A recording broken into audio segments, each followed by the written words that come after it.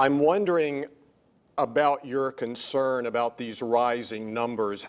How would you describe that concern now compared to your concern back when the pandemic was beginning? Yeah, what a great question. Look, I do have a high level of concern right now, but we are more prepared as a state than we have ever been, which is good. But that doesn't mean this virus doesn't want to spread. I think we are on very shaky ground right now.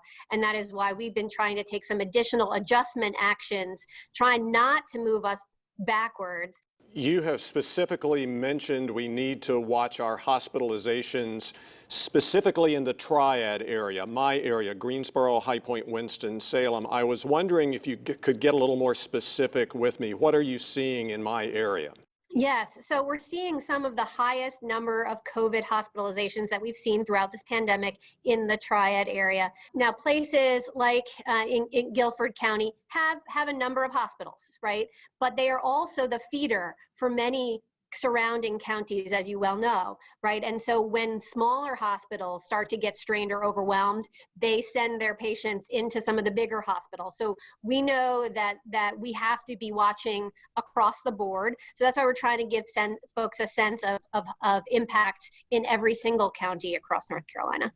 From a public health perspective, how close are we to perhaps re-seeing the restrictive mitigation measures, stay-at-home orders, business closings that we saw back in March? I'm concerned.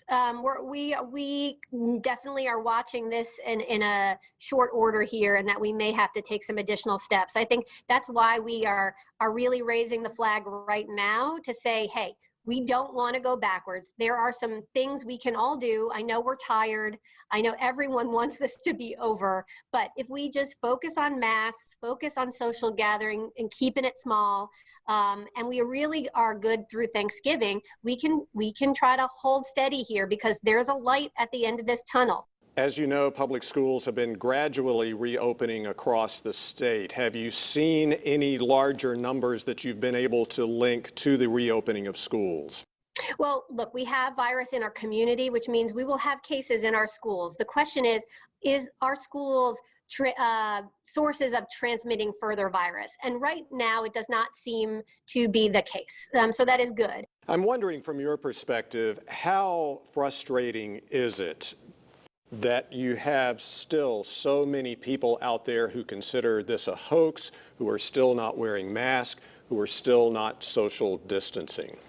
Well, look, I think the vast majority of North Carolinians are really taking this seriously, but I get it. I get folks are tired and so over this.